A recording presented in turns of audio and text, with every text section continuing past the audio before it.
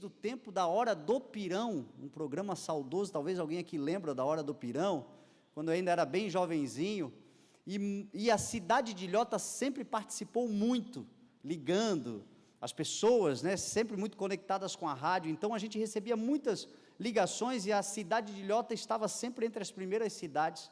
Depois amadureci um pouco, né, e aí tive a honra de poder fazer o programa que era do meu pai, o Fé para Renovar, e de novo, muita gente de Ilhota sempre participando. Então todas as vezes que eu tenho a oportunidade de vir para cá, eu fico feliz, porque eu sei que eu vou encontrar pessoas que talvez eu não as conheça pessoalmente, mas de alguma forma já tive na sua casa, né, através do rádio, no seu carro, já tivemos algum tipo de encontros, ainda que virtuais, mas certamente no Espírito nós sabemos que somos todos filhos de Deus e irmãos na fé. Então que Deus abençoe a sua vida, a sua casa, e que a paz do Senhor esteja sobre você, e que hoje seja de fato uma noite onde nós possamos sair daqui saciados, como a irmã disse. Eu creio nisso, eu creio que quando a gente chega no local onde o Senhor está, sempre tem pão, sempre tem água, sempre tem nutrição, sempre tem alimento, sempre tem palavra, e Cristo está entre nós, Ele é o próprio verbo, amém?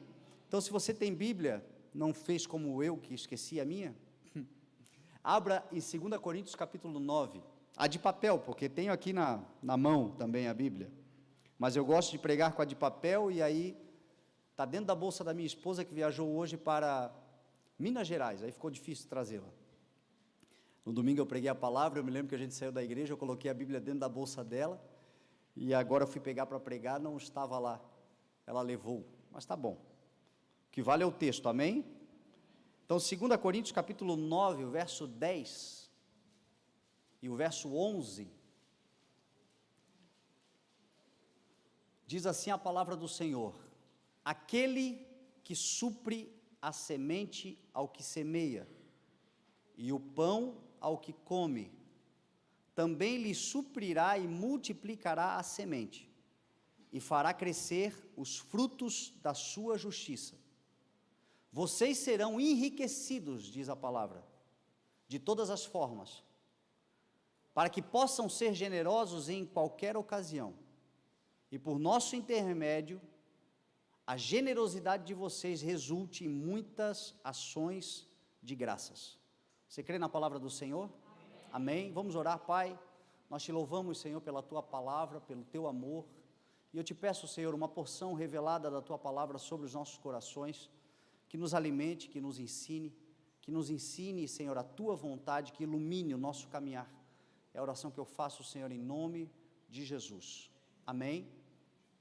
Eu acabei de ler um texto do apóstolo Paulo, em uma das suas muitas cartas, que normalmente a gente utiliza esse texto para falar de ofertas, como nós fizemos agora, o momento da oferta tão excelente que a irmã fez, e falando verdades da palavra do Senhor sobre a nossa generosidade, a nossa confiança, e a generosidade de Deus, que muito maior do que a nossa é.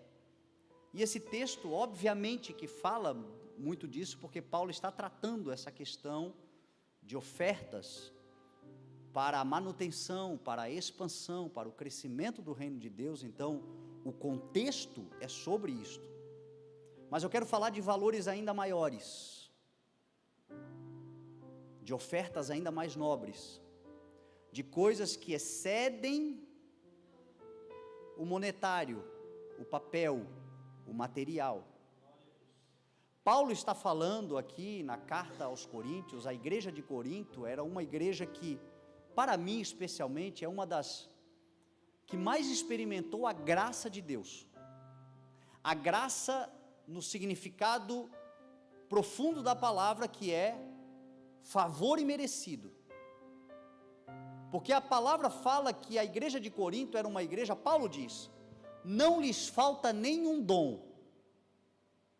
Meu Deus, você tem dons, eu tenho dons, os nossos dons se retroalimentam para que haja uma edificação sobre a igreja.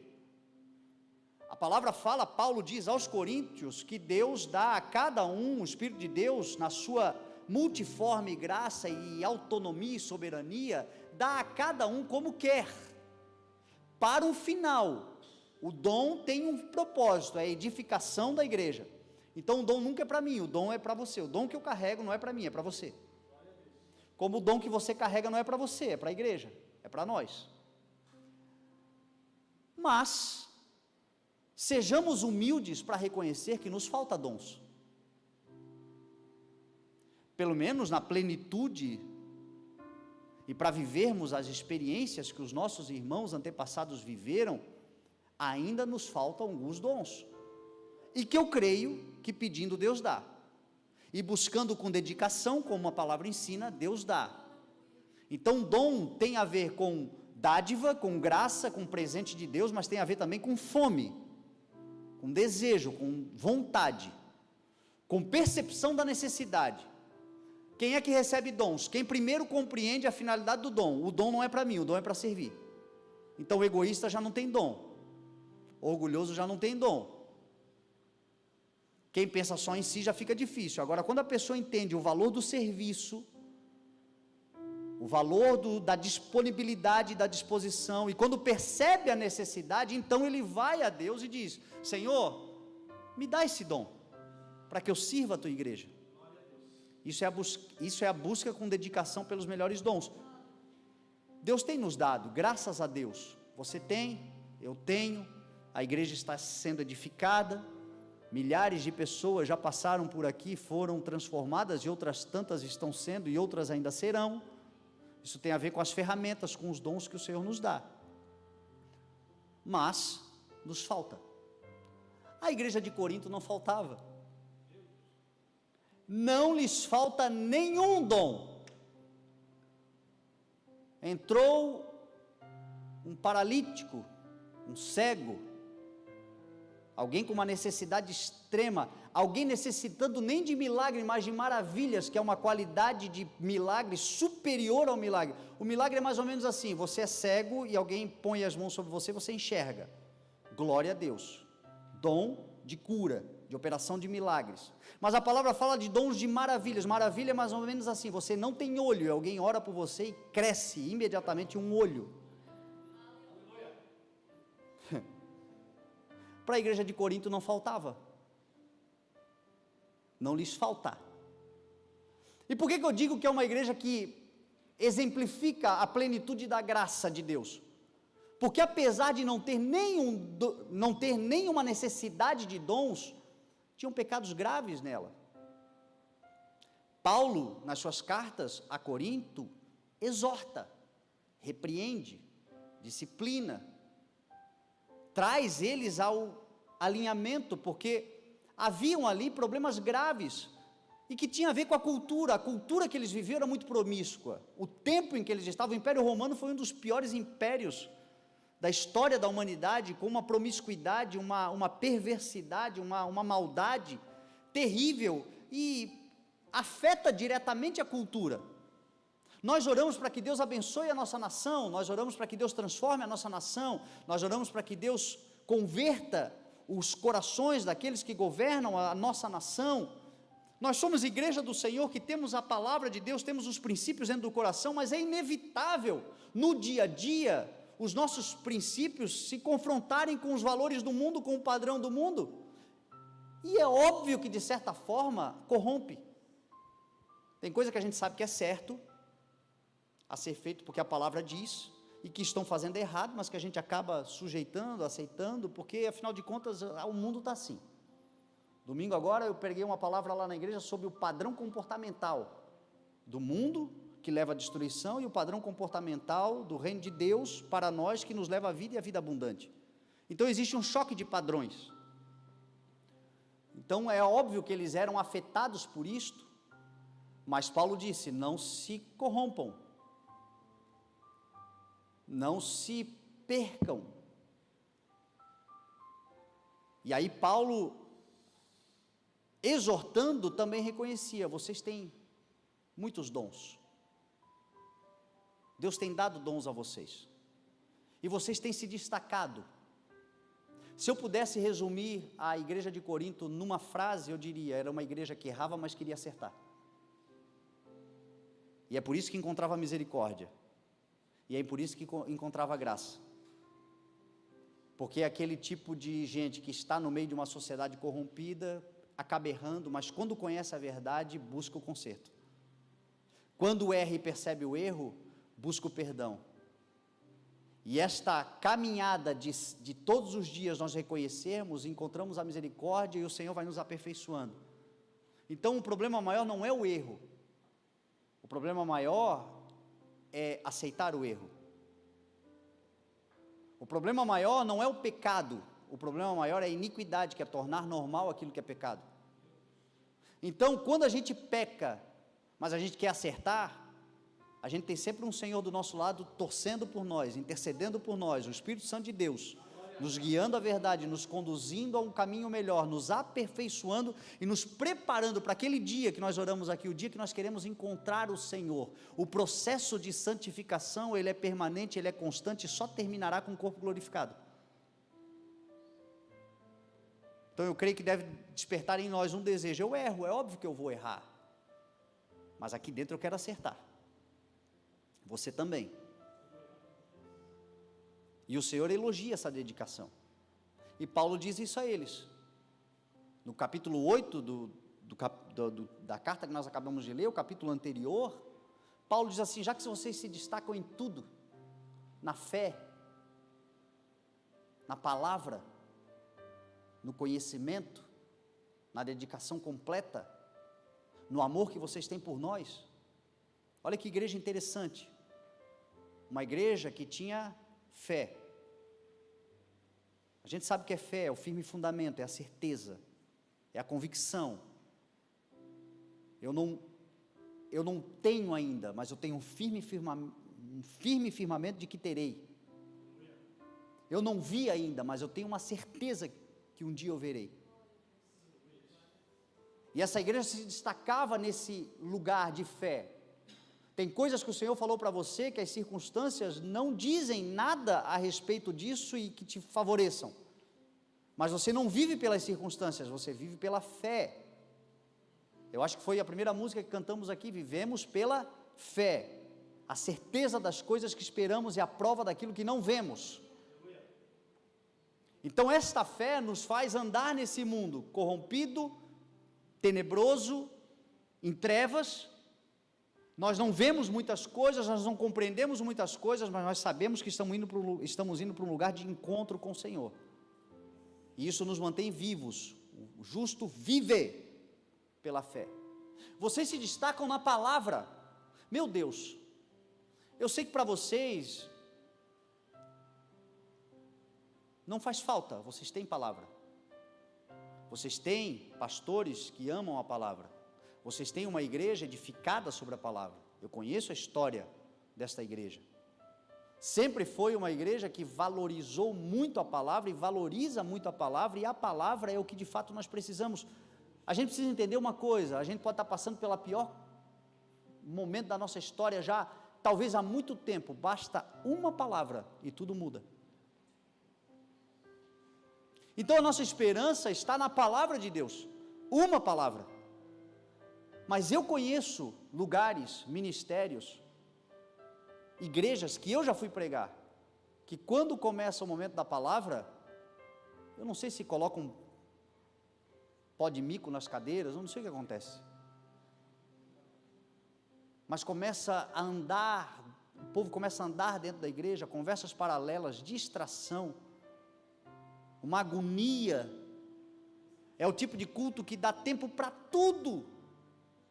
Eu já cheguei em igrejas de cultos de 2 horas, que me entregaram o microfone com 15 minutos para acabar o culto, e o pastor disse: não passa de 15 minutos. Quando é a palavra de Deus que muda a nossa história, a palavra que já começa a ser cantada. Uma coisa que eu observo muito é o louvor da igreja. Essa igreja não tem um louvor almático, um louvor que fala para o homem. Essa igreja tem um louvor como o louvor deve ser, um louvor que é da igreja para o céu, que glorifica o nome do Senhor, é a igreja cantando a palavra: tu és grande, tu és poderoso, tu és santo, louvando. Abrimos aqui com um salmo, que é um cântico, dizendo: louve ao Senhor toda a terra. Isso é a palavra cantada. Agora eu estou no momento da palavra declarada. O momento da oferta foi a palavra. Na oração, a irmã proclamou a palavra várias vezes. Glória a Deus por isso. Uma igreja que se destaca na palavra. Se destacam no conhecimento, porque o conhecimento é poder. Cresçam na graça e no conhecimento. O povo perece porque não tem conhecimento. Então, uma igreja que busca o conhecimento, aqui a palavra gnoses tem a ver com o conhecimento acerca das coisas espirituais. As coisas de Deus, as coisas mais profundas, as coisas eternas. Um conhecimento não apenas por aquilo que é importante para o dia a dia, para a resolução dos problemas, para as coisas da vida, que a palavra também ensina, mas uma igreja que aprende a amadurecer espiritualmente para deixar de ser menina. Uma igreja que toma leite quando tem que tomar leite, que tem um maternal dentro dela para quem toma leite, mas também tem uma mesa de feijoada para quem dela precisa. O conhecimento, o crescimento nisso. Paulo diz aos Coríntios, vocês se destacam nisso.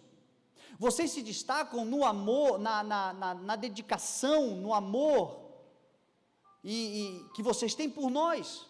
Uma igreja que ama os seus líderes, os seus pastores, aqueles que lhes servem, aqueles que têm uma autoridade para servir, não para oprimir, para um poder para edificar, não para destruir. Vocês se destacam nisto. Uma igreja que se destaca na dedicação que vocês têm uns pelos outros, completa.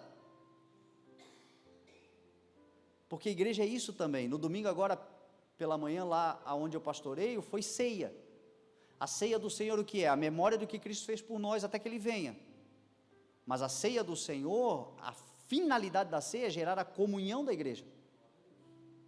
A comunhão de uns pelos outros. É aos Coríntios que Paulo diz o seguinte, disso aqui eu preciso repreendê-los, o que vocês estão fazendo como ceia, está fazendo mais mal do que bem, porque vocês estão esquecendo, cheios de dons, cheios de poder, cheios de capacidade, cheios de conhecimento, cheios de virtudes espirituais, estão se esquecendo que a gente serve a Deus no outro. O maior serviço a Deus não é aquele do glória a Deus, aleluia, mas é entender que o Deus que eu sirvo está dentro do meu irmão. Então eu sirvo a Deus no outro. E a ceia de vocês está fazendo mal, porque vocês estão comendo e não estão pensando em quem está com fome. Vocês estão se embriagando, enchendo a cara e não estão compartilhando o vinho com aqueles que nada trouxeram. Vocês estão pensando só em si mesmos. Quando a ceia é a memória do que Jesus Cristo fez, mas o que maior razão levou Jesus para a cruz do Calvário, senão para conectar o homem de novo com o seu Deus? Foi por comunhão que Jesus morreu. Jesus morreu por comunhão. Porque o Pai viu a necessidade do homem corrompido, decadente da glória de Deus, ser trazido novamente para aquele lugar de comunhão, o Éden, aonde todos os dias, no final do dia, na viração do dia, o Senhor vinha e tinha comunhão com o homem. Agora, essa comunhão que teremos um dia sentados à mesa, num lugar glorioso, onde o nosso Rei estará sentado conosco, começa aqui.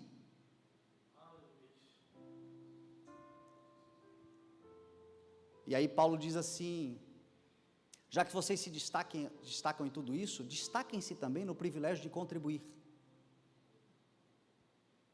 Destaquem-se também no privilégio de fazer parte. Destaquem-se também no privilégio de colocar o ombro debaixo da carga. Destaquem-se também no privilégio de se comprometer com as causas do reino de Deus. E Paulo chama de privilégio para quem? Para a igreja? Não, para quem contribui. Às vezes a gente pensa que quando a gente dá uma oferta na igreja, a gente está privilegiando a congregação. Não, o privilégio é para quem dá. A maior alegria em dar do que receber. Essa compreensão muda tudo. E aí Paulo diz assim, o que eu estou falando para vocês não é uma ordem, porque ninguém é obrigado a nada. Paulo diz isso, no capítulo 8. Mas eu estou apenas falando isso para verificar a sinceridade do amor de vocês, em comparação à dedicação dos outros. O que Paulo está dizendo? Ninguém é obrigado a nada, mas uma coisa é certa, eu só invisto naquilo que eu acredito. Eu só invisto naquilo que eu amo. Eu só me comprometo mesmo com aquilo que eu dou valor. Você não gasta tempo com quem você não acredita, você não conversa com quem não tem nada a te oferecer, você não perde tempo com quem não edifica, você não faz negócios se não for bom para você também, você só investe naquilo que você crê. E deixa eu falar para você, não existe nada mais poderoso do que o reino de Deus. E aí Paulo, quando vira o capítulo, começa a falar das vantagens,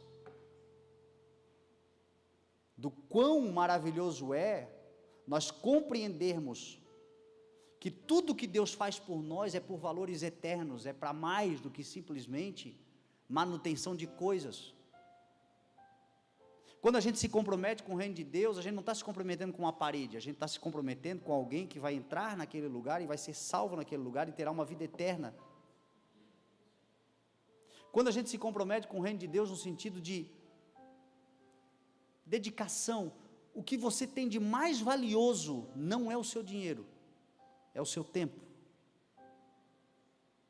Por isso que eu falei para você, eu quero falar de valores mais altos. O que você tem de mais valioso não é o seu dinheiro, é o seu tempo. E tem gente que tem tempo para tudo, menos para o reino de Deus. Eu acho que aqui não acontece isso, mas lá onde eu pastoreio, a maior parte das pessoas que negligenciam as coisas que tem que fazer é porque não tem tempo. Dizem não ter tempo. Pastor, eu até queria, mas eu não tenho tempo. Deus está me chamando, eu tenho um ministério, eu tenho dons para ser. Dons têm que ser qualificados. Dons têm que ser aperfeiçoados, dons têm que ser treinados. Talvez você tenha o dom, mas você não sabe nem como usar, não sabe nem que tem. Por quê? Porque não tem tempo. Davi, antes de enfrentar Golias, acertou pedrinha em muita latinha de Coca-Cola no deserto. Para ele acertar a testa de Golias, ele treinou muito com aquela funda. Era um dom que impressionava as pessoas, a habilidade de guerra, treinada lá no deserto, nos tempos que ele dedicou ao Senhor. E aí de vez em quando Deus olhava para ele, agora você passou de fase, vou enviar um urso, vou enviar um leão, qualificando, mas só se qualifica quem tem tempo. E se tem uma coisa que Deus nos dá todos os dias, são 24 horas. E se tem uma coisa que não dá mais para recuperar, é tempo perdido. Mas eu tenho uma boa notícia para você, é possível parar de perder tempo. E se você parar de perder tempo, o Senhor é poderoso para acelerar o crescimento e a qualificação, porque dom e chamada é irrevogável. Então Paulo começa a falar sobre as qualidades, e aí ele vem dizendo: aquele que supre a semente ao que semeia. Ele começa a trazer uma compreensão e um entendimento para aquela igreja de que nada, absolutamente nada. A irmã disse aqui, por isso que eu gosto das coisas de Deus, porque o Espírito já começa a falar com todo mundo. O que a irmã disse aqui? A gente pode até não entender, você não prestou atenção, eu prestei. A gente pode até não estar entendendo, mas tudo vem de Deus. Tudo é Deus. Dele, por Ele, para Ele são todas as coisas. Então até aquilo que eu acho que eu estou fazendo, e às vezes até me vanglorio, é graça de Deus. Porque se eu tenho semente, eu só tenho semente porque quem me supriu de semente foi Deus. Aquele que supre a semente é o que semeia. Aquele que supre o tempo a quem qualifica o seu tempo. Aquele que supre de dons, aquele que valoriza o seu dom, aquele que serve com o seu dom. Aquele que supre de semente, que é um poder de Deus de multiplicação e de crescimento, ao que faz valer a pena tudo isto. Este é que é Deus. E supre de pão ao que come. Às vezes nós nos esquecemos que como filhos de Deus, nós não deveríamos nos preocupar quanto ao que comer, beber e vestir, porque é uma promessa de Deus.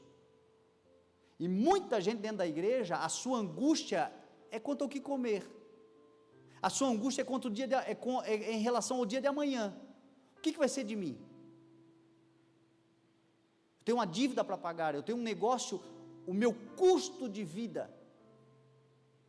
Você tem um custo de vida, você tem uma necessidade diária de subsistência, todo ser humano tem, você custa para existir, ainda que a gente seja econômico, nós temos um custo de vida, uma necessidade básica para poder existir, todos nós temos. E deixa eu te falar uma coisa, existe uma promessa do Senhor para a sua vida, Ele suprirá. Pastor, a palavra fala que do suor do seu rosto comerás o seu pão, fala lá em Gênesis, porque quando o homem caiu, este foi o juízo de Deus, agora, porque tu caíste, desobedeceste, do suor do teu rosto tu comerás o teu pão. Mas a gente não pode esquecer que a história andou para frente, e há 2000 anos atrás na cruz do Calvário, Jesus gritou, está consumado, e a maldição da lei caiu, e agora o que passa a valer para nós é Mateus 6, quando disse Jesus assim, por que vocês se preocupam quanto ao que comer, quanto ao que beber e quanto ao que vestir? Vocês não sabem que são os pagãos que correm atrás dessas coisas, mas o Pai Celestial sabe que vocês precisam delas? Vocês não olham as aves celestiais, não percebem que elas não plantam, nem colhem, nem armazenam em celeiros, contudo o Pai Celestial as alimenta? Não tem vocês muito maior valor do que as aves? Busquem, pois, em primeiro lugar o reino de Deus e a sua justiça, e estas coisas vos serão acrescentadas. Essa é a promessa que nós temos agora. Então você quer dizer o quê, pastor? Eu não vou trabalhar? Não, você vai trabalhar, só que você não vai trabalhar mais por pão, você vai trabalhar por propósito. A promessa de Deus para você agora não é trabalhar mais para suprir necessidades básicas, é trabalhar, é se esforçar, o reino de Deus se conquista a força, mas é com o coração em paz em relação quanto ao que comer. A tua casa haverá pão, a tua casa haverá fartura, a tua casa haverá provisão, a tua casa haverá provisão para você e para você transbordar sobre os outros, porque a tua casa não é só um lugar para o Senhor te manter, a tua casa é uma mantenedora, para quem não entendeu ainda. Isso muda. Eu sei, eu tenho 3 lá em casa. Parece aqueles passarinhos pequenininhos assim que berram o dia inteiro por comida. Custa alimentá-los, mas em nenhum dia a minha preocupação, a minha angústia é por alimento. O Senhor nunca deixou faltar e nunca vai deixar faltar. O meu foco é pelo reino de Deus, é pela justiça do Senhor, é pela plantação de algo poderoso maior, porque eu entendi que o Senhor supre de semente, o Senhor supre de pão, e aquele que supre de semente ao que semeia, e supre de pão ao que come, o que necessita comer, também lhe suprirá e multiplicará a semente. Olha o Senhor dizendo, eu vou te suprir de semente, eu vou te suprir de pão e vou multiplicar a tua semente. Por quê? Porque o meu negócio não é com a gula, você vai comer porque você precisa comer para se manter, mas você vai se multiplicar na semente, porque a tua casa será provedora de nações em nome de Jesus. Então da semente você vai ter mais frutos, e vai fazer mais pães, e você vai ter para comer, e o que você vai ter para comer vai alimentar multidões, como houve lá em João capítulo 6, essa é a promessa que nós carregamos, suprirá a semente. Agora tem um propósito, é isso que eu quero que você entenda. O que diz o texto? Suprirá de semente ao que semeia, de pão ao que come, lhe multiplicará e suprirá a sementeira, e fará crescer os frutos da sua justiça. Esse é o propósito do Senhor em nos abençoar. Riqueza sem propósito se torna um pecado. Riqueza sem propósito se torna autodestruição. Riqueza sem propósito se torna autossabotagem. Qual é a finalidade do Senhor em nos abençoar? Fazer crescer os frutos da sua justiça. Não é a nossa, porque a nossa é de trapo, a dele. Gente que compreendeu que Deus tem para ela e para além dela, e tudo aquilo que o Senhor tem lhe provido fará crescer os frutos da sua justiça sobre a terra. Por que você acha que o Senhor nos coloca como cabeça? Para nós sermos desorientados? Cabeça de jirico? Tem gente que, se o Senhor der dinheiro hoje, recursos hoje, dom hoje, poder hoje, ao invés de encaminhar, vai desencaminhar, porque ele ou ela não tem uma cabeça boa, e ainda vai levar um monte de gente junto com ela, porque não entendeu que provisão, prosperidade, crescimento, poder, influência, sal, luz, chame do que for, tudo aquilo que o Senhor prometeu, vocês serão cabeça e não cauda, é para gerar frutos da justiça de Deus. Por que você acha que o Senhor nos coloca como mãos e braços? Para tomar tudo para nós, para centralizar tudo em nós? Não, para estender também, porque o reino de Deus se estende. O reino de Deus é medida, calcada, sacudida, mas é transbordante. A melhor definição que eu já vi sobre isso é o tal do saquinho de pipoca, você já deve ter ouvido, que a medida calcada, sacudida e transbordante é o saquinho, é o pipoqueiro. Deus é o pipoqueiro. Aí você vai e pede pipoca, aí ele bota uma medida calcada, ele aperta lá com a coisa, depois ele dá uma mexidinha assim no saco para caber mais um pouquinho, ele bota mais um pouquinho, aí por fim ele dá aquela última medida que cai pipoca para todo lado. É assim que Deus faz. É assim pelo menos que Deus quer fazer. Mas tem que crescer os frutos da sua justiça. O transbordar é sobre o reino de Deus, para que vidas sejam transformadas através de tudo aquilo que o Senhor tem feito sobre você. Seja em qual área for, talvez você nunca vai pregar com um microfone na mão, talvez o Senhor vai te dar uma grande empresa, que a tua empresa glorifique o nome do Senhor, seja uma bênção de boa medida, calcada, sacudida e transbordante. Na pandemia eu conheci um empresário, que é um mega empresário na cidade de Brusque, um dos maiores empresários de Brusque, e você sabe que lá tem gente muito poderosa, principalmente na área têxtil, e ele me levou para conhecer a sua empresa, e a sua empresa era gigantesca, uma das muitas que ele tem, gigantesca, centenas e centenas de funcionários no meio da pandemia, quando o povo ainda achava que o mundo ia acabar, e que aquele seria o fim, enfim, empresas demitindo todo mundo. Ele me chamou lá e ele me disse assim: essa empresa não é uma empresa do ramo têxtil, essa empresa é uma empresa do reino de Deus, e o principal departamento da minha empresa não é o departamento de compras, nem de vendas, nem de negociação, o principal departamento da minha empresa é o departamento missionário. Quando ele falou isso, eu fiquei olhando para ele assim, tá, e me explica como é que é isso. Deus me deu uma palavra quando começou a pandemia: não manda ninguém embora,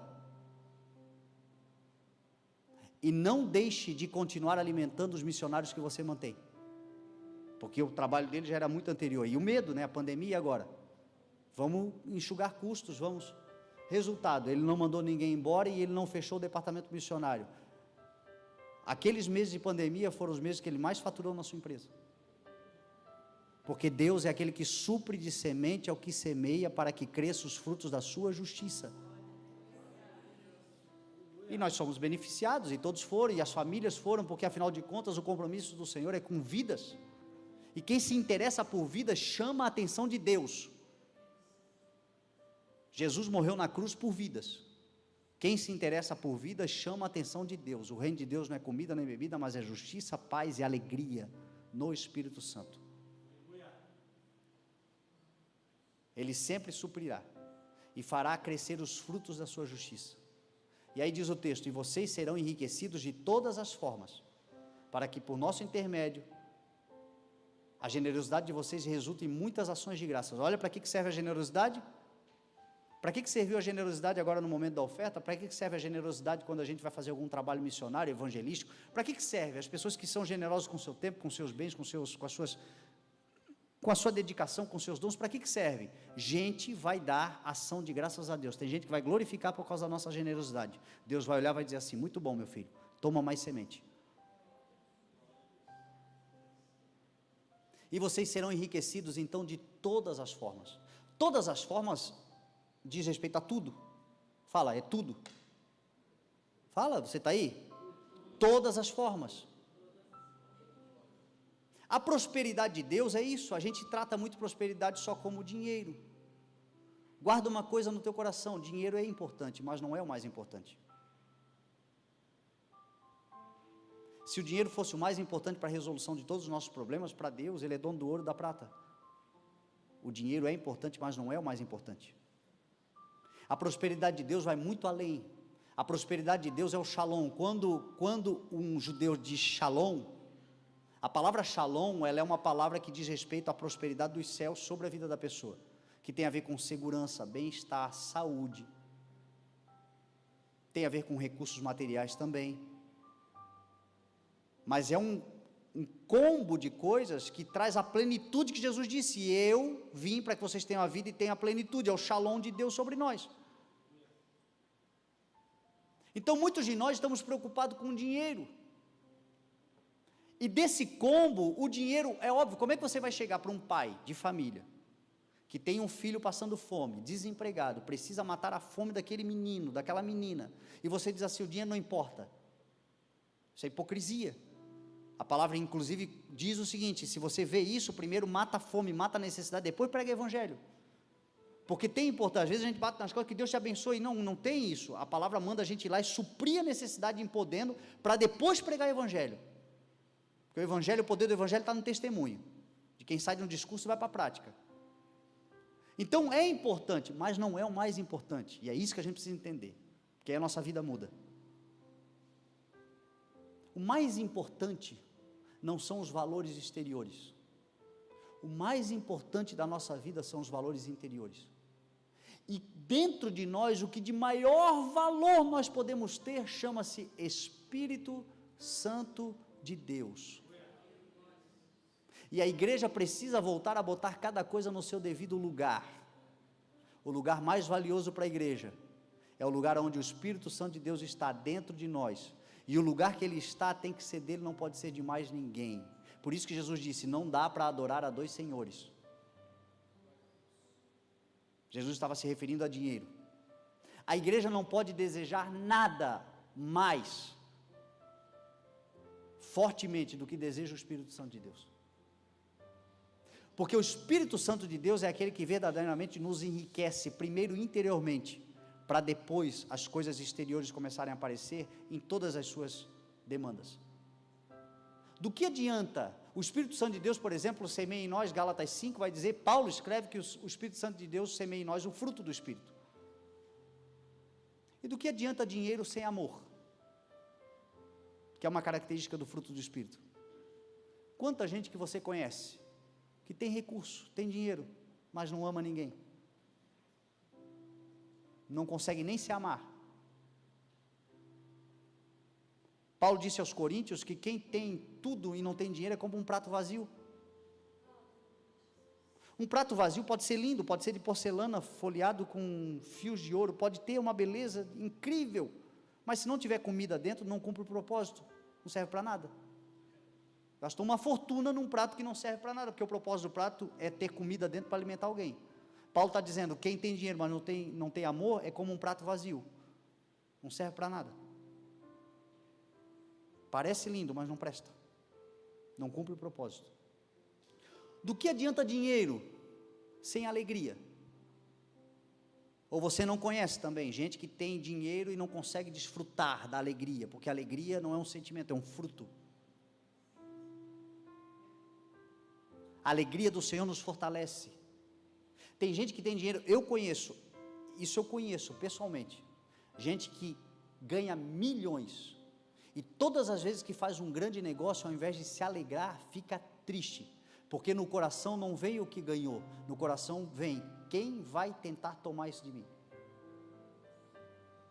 A preocupação por perder, a certeza de que está cercado de gente interesseira, mas a gente atrai muito o que a gente é também, uma tristeza no coração, não tem alegria. Então do que adianta? Do que adianta dinheiro sem paz? Ou isso também não é muito comum? Do que adianta dinheiro sem paciência? Tem gente que por um negócio é capaz de tumultuar a vida de todo mundo e a dele, e se torna impaciente, medroso. inseguro, porque está na força do braço, porque talvez não seja como deveria ser, porque talvez deixou valores se corromperem, e aí tem, mas não tem segurança.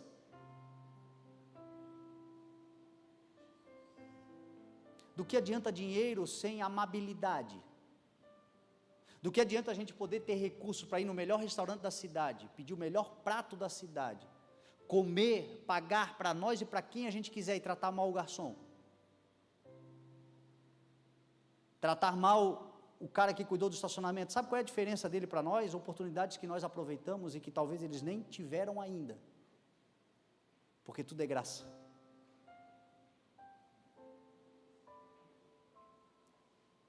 Do que adianta dinheiro sem bondade? Por isso que eu estou te falando, só o Espírito para fazer isso conosco. Outro dia eu estava no trânsito, duas coisas me aconteceram muito interessantes, na mesma semana. Estava no trânsito e meu filho de 7 anos aprendeu a ler. Está acabando já, né? Eu tenho que acabar, né, pastor? Que hora que tem que terminar? Por favor, me ajuda. 9h30? Então eu tenho aí 10 minutinhos, me dá 10 minutinhos e eu termino. É 9h08 ainda, mas eu não quero terminar em cima. Estava no semáforo e o meu filho aprendeu a ler agora, do meio, o Luca, e aí aquela fase que lê tudo. E aí ele leu na placa assim, em cima do semáforo, não dê esmolas. E aí ele olhou para mim e falou, pai, por que está escrito não dê esmola e tu dá esmola? Aí eu disse a ele, filho, ali é uma decisão dos homens. Ali é uma escolha dos homens. O nosso Senhor Jesus disse assim, dê esmolas. E aí a gente precisa decidir, quem que a gente vai obedecer? Aos homens caídos ou ao Senhor? Aí ele ficou olhando para mim. Naquela mesma semana eu fui na Havan, e aí quando nós estávamos entrando no café, nós estávamos indo no café da Havan, uma moça, na rua, totalmente suja, enfim, deformada pelo que a rua faz com as pessoas, pediu uma comida para mim, e eu, não, tudo bem, vou buscar para você. Aí eu fui na lanchonete, pedi um lanche para ela, uma comida, e ao invés de levar para ela, eu pedi para o Luca e a Bela, e estava eu e o Luca e a Bela, eu pedi para eles irem levar para ela, entregar para ela, ensinar os valores da bondade, e eles foram levar, e aí entregaram para ela, e ela se ajoelhou assim na alturinha deles, e ficou falando, e eu fiquei lá do balcão, curioso, e ela conversou um monte de coisa, daqui a pouco ela levantou e foi embora. Aí, quando eles vieram, eu perguntei, tá, e aí, o que ela estava falando para vocês? Aí eles disseram assim, ela estava falando para nós obedecer o pai, a mãe, e estudar, para nós nunca sermos como ela. A bondade me poupou um ensino que talvez eu ia levar anos para fazer.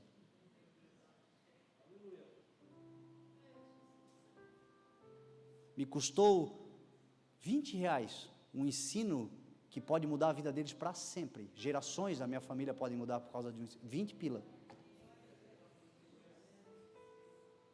Então, do que adianta? Do que adianta dinheiro sem domínio próprio, sem mansidão, sem controle? Então, o que eu quero dizer para você com essa palavra? Eu quero dizer para você que eu entendo quais são as tuas necessidades, porque eu tenho praticamente as suas necessidades. Às vezes a gente difere numa medida ou outra, mas todos nós estamos nesse mundo cheio de corrupção, cheio de aflição, cheios de necessidades, cheios de demandas, e eu sei, como você também sabe, o que é óbvio, 99% das nossas orações que a gente faz ao Senhor, se resolveriam com dinheiro, 99%, não, mas o meu caso é saúde, mas vai ver quanto custa os melhores tratamentos. Meu caso é educação, quanto custa educar uma criança? Não, meu caso é questão mesmo profissional, empresarial, 99% das nossas demandas, se o Senhor nos desse dinheiro, a gente acha que resolveria. E por que Deus não dá então? E é isso que eu quero tentar responder para você com essa mensagem. Deus não dá porque Tiago disse assim, vocês não têm porque não pedem, e quando pedem não recebem, porque pedem mal para gastar com seus prazeres. Então tem gente que não tem porque não pede, não entendeu o valor de bater na porta da graça, bater com insistência, pedir. Pedi e vos será dado. Outros pedem e não recebem porque pedem com seus motivos errados para gastar com seus prazeres. Os prazeres aqui não é você poder dar uma casa melhor, não é? É aquilo que eu falei para você, sem o Espírito de Deus, nós nos tornamos algozes de nós mesmos, nós nos autodestruímos, nós achamos que vamos fazer tudo certo e a gente vai desencaminhar um monte de gente. Então muitas vezes o Senhor não dá, porque a gente precisa entender qual é o maior valor que nós temos, ou pelo menos devemos buscar, é o Espírito Santo de Deus que nos enriquece primeiro aqui dentro, preenche todas as lacunas, todos os vazios, e aí o dinheiro não se torna um senhor, o poder econômico não se torna um senhor, a influência, o poder político não se torna mais um dominador, mas um servo, para o propósito de Deus. Nós queremos tratar o efeito, o Senhor hoje quer tratar a causa. Nós queremos um remédio. Deus é a cura. Nós queremos, acostumados com as nossas prisões existenciais, as nossas cadeias que nos amotinam e que nos trancam, nós queremos conforto dentro da cela. Nós nos acostumamos com o presídio existencial da vida. E o que a gente quer? Senhor, é difícil, a vida é um problema, eu estou preso, eu não tenho nenhuma possibilidade, probabilidade. Então, Senhor, bota aqui um colchãozinho melhor, uma água corrente, quente aqui dentro dessa cela, bota um ar-condicionado que está quente, um videogame para eu ter conforto dentro da cela. E o Espírito Santo quer nos libertar é da prisão. Por isso, se tem algo valioso que nós precisamos enriquecer, é da presença do Espírito Santo de Deus. Você crê em nome de Jesus? Então eu quero te convidar a ficar de pé. E eu quero orar para que o Senhor nos enriqueça do que de mais valioso nós podemos ter na vida, o seu Espírito Santo. E uma vez que nós estivermos cheios do Espírito Santo de Deus, nada mais nos fará falta. É por isso que Paulo diz: sei o que é estar contente em toda e qualquer situação, tendo muito ou não tendo nada. Porque todas as externalidades, todas as materialidades, todas as necessidades que o Senhor sabe que nós precisamos delas, e que cada um de nós tem um propósito especial do Senhor que vai demandar de custo, o Senhor sabe disso. Alguns, para cumprir o seu propósito de vida, eu estou falando daquilo que Deus criou para ser, vai precisar de milhões, e Deus tem. Só que primeiro e sobretudo, o Espírito de Deus dentro de nós, o reconhecimento do valor daquilo que é eterno, porque todas essas coisas são transitórias, são temporais, até o teu propósito é temporal, até a fé que você tem é temporal, porque vai chegar um dia que você não precisa mais de fé, fé é o firme fundamento do que você espera e não vê. Chegar um dia que você vai ver Jesus, para que fé? Agora o Espírito Santo, você vai estar com Ele eternamente, o teu amigo, o teu conselheiro, o teu ajudador, aquele que te guia na verdade, aquele que intercede por você quando você está indo para dar uma cabeçada, ele vai diante do Pai e diz assim, ó, não, ajuda. Não existe valor mais precioso do que o Espírito Santo de Deus. Então eu gostaria de orar nessa noite, para que o Senhor nos encha do seu Espírito. Gente que está aqui, que talvez está empobrecida, e a sua pobreza não é material, a sua pobreza é espiritual, é interna. O que você precisa mesmo para enriquecer na vida não é de dinheiro, é do Senhor dentro de você, a verdadeira riqueza, o Espírito de Deus.